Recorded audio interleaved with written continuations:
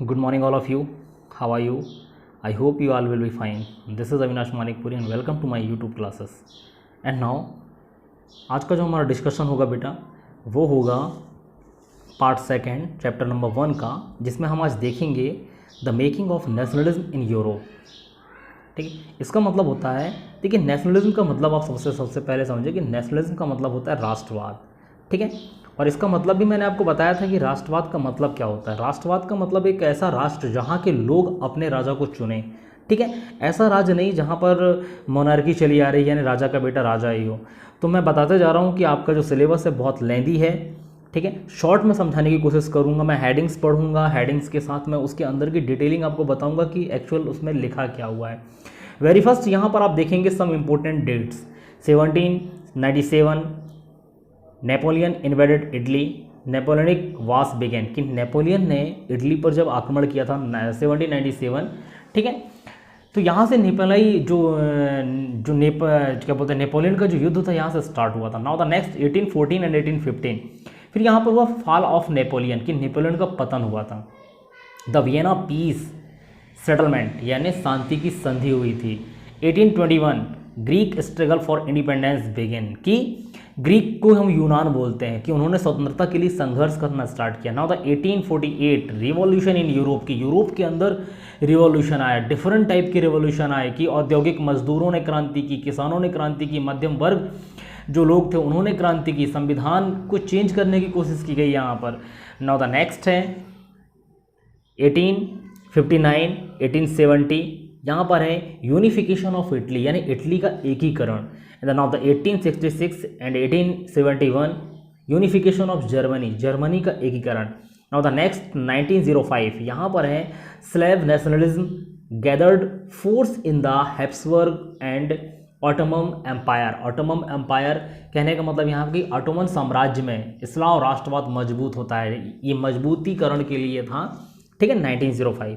अब ये जो चैप्टर है, ये जो टॉपिक है नेशनलिज्म, अब यहाँ पर देखिए सबसे फर्स्ट में लिखा हुआ है कि if you look at the map of mid 18th century Europe you will find that there were no nation states as we know them today.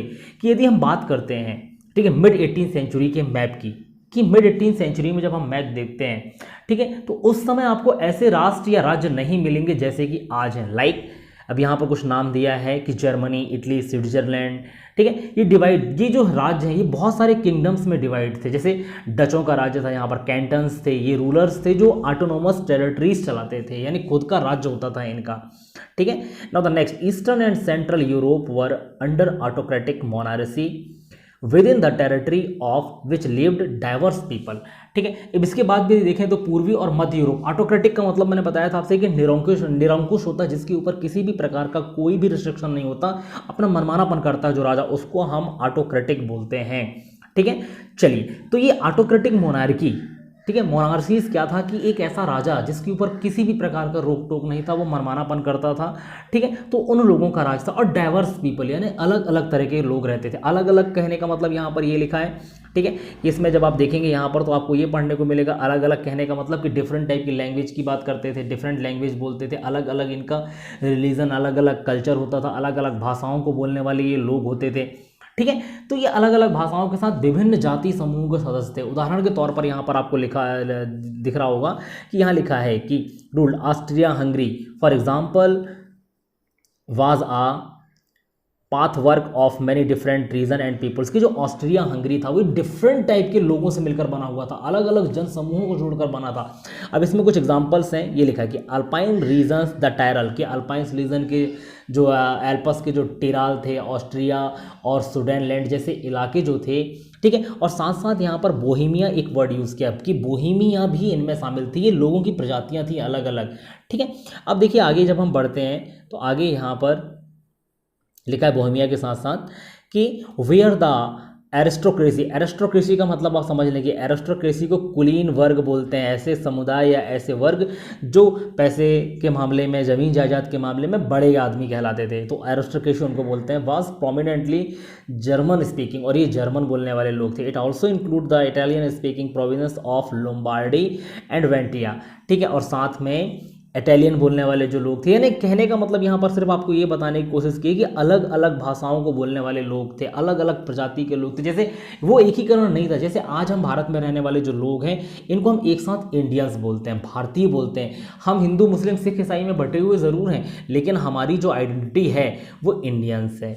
ठीक है, इसके बाद जब आप नेक्स्ट आते हैं तो यहाँ पर है कि the aristocracy and the new middle class. की एरिस्टोक्रेसी का मतलब मैंने बताया कि कुलीन वर्ग, ठीक है, कुलीन वर्ग, और मिडिल क्लास फैमिली वही मध्यम वर्ग के लोग, खेती किसानी करने वाले जो लोग थे वो। तो यहाँ पर कुलीन वर्ग और नया मध्यम वर्ग, की नए नए मध्यम वर्ग लोग कैसे बने, तो यहाँ पर है कि socially and politically a landed aristocracy was a dominant class of the continent. कि जो कुलीन वर्ग था, ठीक है, वो मालिक हुआ करता था और सबसे प्रभुत्वशाली वर्ग था इस कॉन्टिनेंट के अंदर। The member of this class were united by a common way of life that cut across regional division. और इस वर्ग के सदस्य, ठीक है, एक साझा जीवन शैली से बंधे हुए थे जो क्षेत्रीय विभाजनों के आर पार व्याप्त थी। यानी क्षेत्रीय विभाजन होने के बाद भी ये लोग में कुछ समानताएं मिलती थी। ठीक है, फिर आगे लिखा है कि दे ओन्ड स्टेट्स, स्टेट्स का मतलब यहाँ पर प्रॉपर्टी से है, जायदाद से है, in the country sides and also town houses. Country side का मतलब गांव, जो ग्रामीण इलाके थे वहाँ पर भी ज़मीनें खरीदते थे और ऑल्सो टाउन में भी खरीदते थे। They spoke French for purpose of diplomacy and high society. और ये फ्रेंच भाषा बोलते थे ज़्यादातर। ठीक है, फ्रेंच भाषा राजनीतिक कार्यों के लिए और उच्च वर्गों के लोगों के बीच बोलने जाने वाली भाषा थी। तो ये फ्रेंच बोलकर अपने आप को सुपीरियर समझते थे। Their families were often connected by ties of marriage. और इनकी जो फैमिलीज थी इनमें शादी का भी समारोह होता था कि एक दूसरे की फैमिली से शादी कर सकते थे। This powerful aristocracy was however numerically a small group, the majority of the population was made up of peasant. ठीक है, अब देखिए यहाँ पर कि वैवाहिक बंधन तो था साथ में, ठीक है, लेकिन हम यदि संख्या देखें तो ये संख्या के हिसाब से कुलीन वर्ग जो थे बहुत छोटा समूह था। जनसंख्या में ज़्यादातर लोग वहाँ पर कृषक थे जिनको हम मध्यम वर्ग के लोग बोलते हैं। ठीक है, फिर यहाँ लिखा है कि to the west the bulk of land was farmed by tenants and small owners. अब देखिए पश्चिम में, यहाँ पर वेस्ट बोला यानी हम बात कर रहे हैं यूरोप के वेस्ट की। तो ज़्यादातर ज़मीन यहाँ पर किराएदार और छोटे काश्तकार खेती करते थे, यानी खेती जो करते थे वहाँ के लोग वो ज़मीन किराए से लेकर करते थे। ठीक है, लिखा है next, while in eastern and central Europe the pattern of land holding was characterised by vast state which were cultivated by serfs.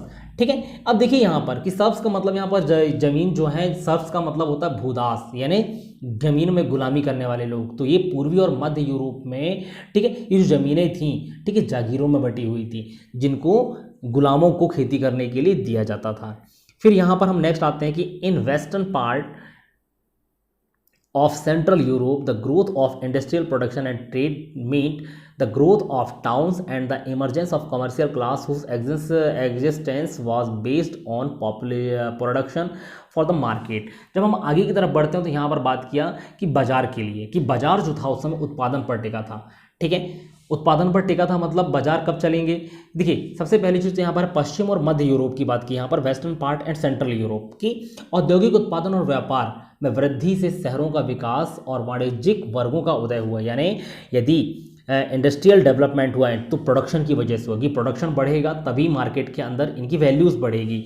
ठीक है, अब देखिए इंडस्ट्री में प्रोडक्शन का बढ़ना ही औद्योगिकीकरण था कि ज़्यादातर प्रोडक्शन किया जाने लगा तो लोगों को काम करने के लिए ज़्यादा लोगों की ज़रूरत पड़ने लगी, मार्केट बड़ा होने लगा, सामान सप्लाई होने लगा, एक्सपोर्ट इंपोर्ट किया जाने लगा, तो इसी को औद्योगिकीकरण कहा गया। अब ये औद्योगिकीकरण स्टार्ट कैसे हुआ, तो यहाँ पर आगे हम जब बढ़ते हैं तो देखेंगे आप यहाँ पर लिखा हुआ कि industrialisation began in England in the second half of the 18th century.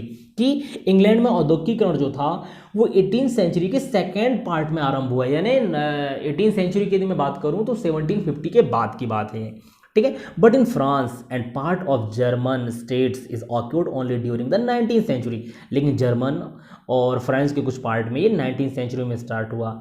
In its wake, new social group came into being, a working class population and middle class made up of industrialists, businessmen and professionals. In Central and Eastern Europe, these groups were smaller in number till late 19th century. It was among the educated liberal middle class that idea of national unity following the abolition of aristocratic privileges gained popularity. अब देखिए क्या हुआ कि इस प्रक्रिया के फलस्वरूप क्या हुआ, एक नया सामाजिक समूह अस्तित्व में आया। यानी अब इंडस्ट्री में काम करने के लिए श्रमिक लोगों की जरूरत पड़ने लगी, लोगों की जरूरत पड़ने लगी, ठीक है। और मध्य वर्ग जो उद्योगपति और व्यापारी और सेवा क्षेत्र के लोगों से बने थे, ठीक है, कि मध्यम वर्ग के जो लोग, ठीक है, इनकी सेवाएं करते थे, उद्योगपतियों की, व्यापारियों की, ठीक है। तो बेसिकली इन्होंने ही मध्यम वर्ग का स्थान लिया। तो ये कुलीन वर्ग और मध्यम वर्ग दो प्रकार के लोग हुए। लेकिन इनकी विचारधारा क्या थी? देखिए इनकी विचारधारा बेसिकली ये थी कि कुलीन विशेषाधिकारों की समाप्ति करना, कि जो कुलीनों को जो विशेषाधिकार दिए गए थे, जो प्रिविलेजेस दिए गए थे, उनको खत्म किया जाए और सबके लिए एक बराबर कानून बनाया जाए। यानी कहने का मतलब शिक्षित और उदारवादी जो मध्यम वर्ग थे, इनमें राष्ट्रीय विचारधारा, राष्ट्रीय एकता की भावना जो थी वो लोकप्रिय हुई थी। अब आगे इसी के बारे में लिखा हुआ है कि नेक्स्ट जो है इस पर हम देखते हैं, what did liberal nationalism stand for. कि लिबरल यानी लिबरल का मतलब क्या होता है? सबसे पहले आपको लिबरल का मतलब समझना होगा कि लिबरल का मतलब होता है उदारवाद, ठीक है। अब उदारवाद मैं छोटा सा बताऊंगा, इसमें पहला पैराग्राफ में इसका मतलब छुपा हुआ है कि यूरोप, ठीक है, लिखा है कि ideas of national unity in earlier 19th century Europe were closely allied to the ideology of liberalism. कि 19वीं सदी का जो शुरुआत था, शुरुआती दशक जो थे, तो राष्ट्रीय एकता से संबंधित जो विचार इनके मन में आए यूरोपियों के, वही लिबरलिज्म कहलाया। द टर्म, अब देखिए इसको समझना बहुत जरूरी है आपको, the term liberalism derives from the Latin root liber, ठीक है, कि जो लिबरलिज्म है वो लैटिन भाषा के लिबर से आधार, लिबर से हुआ है। देखिए मीनिंग क्या होता है? फ्री। लिबर का मतलब होता है फ्री यानी आज़ाद। For the new middle class liberalism stood for freedom for the individual and quality of all before the law. कि बेसिकली इनका मतलब क्या था कि जो नया मध्यम वर्ग था उनके लिए उदारवाद का मतलब क्या था कि इंडिविजुअल के लिए आज़ादी और कानून के समक्ष सबकी बराबरी ही लिबरलाइजेशन है। Politically it emphasised the concept of government by consent. Since the French revolution liberalism had stood for the end of autocracy and clerical privileges, a constitution and representatives government through parliament. 19th century liberal also stressed to inviolability of private property। अब देखिए यहाँ पर कहानी क्या है कि राजनीति, जब हम बात करते हैं राजनीतिक रूप की, कि राजनीतिक रूप से अब हमने यहाँ पर लोगों का मतलब देखा कि लिबरल का मतलब क्या है, लेकिन राजनीतिक रूप से उदारवाद एक ऐसी सरकार पर जोर देता था। अब पॉलिटिकली देखते हैं हम कि पॉलिटिकली लिबरलिज्म का मतलब क्या था। इनका मतलब यह था कि ऐसी गवर्नमेंट जो कि सहमति से बने, यानी कहना चाहिए democratic format of the government होना चाहिए। फ्रांसीसी क्रांति जब हुई थी, यहाँ पर इसमें एक वर्ड किया कि फ्रेंच रिवॉल्यूशन जो हुआ था, उसके बाद क्या हुई कहानी कि फ्रांसीसी क्रांति के बाद जो निरंकुश शासक थे, यानी जो ऑटोक्रेटिक रूलर्स थे, और पादरी वर्ग के जो विशेषाधिकार थे, पादरियों को भी विशेषाधिकार दिया जाता, प्रिविलेजेस दिया जाता था, उनको समाप्त कर दिया गया। फिर संविधान तथा संसदीय प्रतिनिधि सरकार का पक्षधर था कि संविधान बनना चाहिए, संसद बनने चाहिए, तभी गवर्नमेंट बने, ठीक है। फिर आगे यहाँ पर मेंशन किया हुआ है कि ये हो गया 19th century liberal also stretch. कि 19th सेंचुरी की बात करें, 19वीं शताब्दी की बात करें, तो उदारवादी जो थे निजी संपत्ति के स्वामित्व की अनिवार्यता पर भी बल देते थे। कि निजी संपत्ति यानी अब ये लिखा है कि प्राइवेट प्रॉपर्टी, कि प्राइवेट प्रॉपर्टी पर गवर्नमेंट का अधिकार नहीं होना चाहिए, कि प्राइवेट प्रॉपर्टी जो है वो खुद की प्रॉपर्टी होनी चाहिए। जब आगे आप बढ़ते हैं तो यहाँ पर सफरेज की बात आई। देखिए ये वर्ड सफरेज, सफरेज का मतलब होता है बेटा वोट देने का जो अधिकार होता है, ठीक है, मत देने का जो अधिकार होता है वो सफरेज। की लोगों को वोट देने की बात की गई कि भैया अपना वोट देकर आप अपना राजा चुने, पुरुषों महिलाओं सबको ये अधिकार दिए गए, ठीक है। फिर आर्थिक क्षेत्र में भी इसकी बात की गई लिबरलिज्म की, कि इकोनॉमिक्स स्पेयर जो थे, इसके इकोनॉमिक्स स्पेयर पर भी लिबरलिज्म को बताया गया कि मार्केट में फ्रीडम होना चाहिए, बाजार की मुक्ति, यानी बाजार में कोई अननेसेसरी टैक्स नहीं होना चाहिए।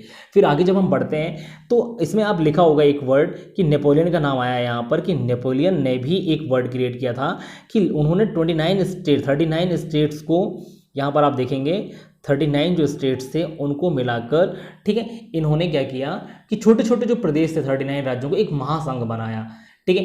इनमें प्रत्येक में उन्होंने अपनी मुद्रा और अपने नापतोल की प्रणाली चलाई थी। तो ये कोई लिबरलिज्म नहीं था, ठीक है।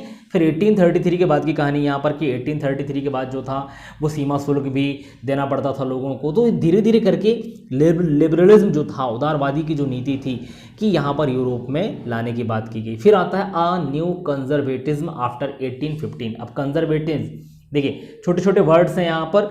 कंजर्वेटिव्स का मतलब होता है रूढ़िवाद, ठीक है, रूढ़िवाद। तो वीडियो कुछ लंबा हो जाएगा, तो ये जो सेक्शन है 2.3 का सेक्शन, ये हम नेक्स्ट पार्ट में इसको कंप्लीट करेंगे। जब तक कुछ वर्ड्स जो हैं इनको आप देखें, इसको और अच्छे से पढ़ने की कोशिश करें। मैं सिर्फ शॉर्ट में समझाने की कोशिश करूंगा आपको, ठीक है, तो आज के लिए बस इतना ही। Thank you so much and thanks for watching this video.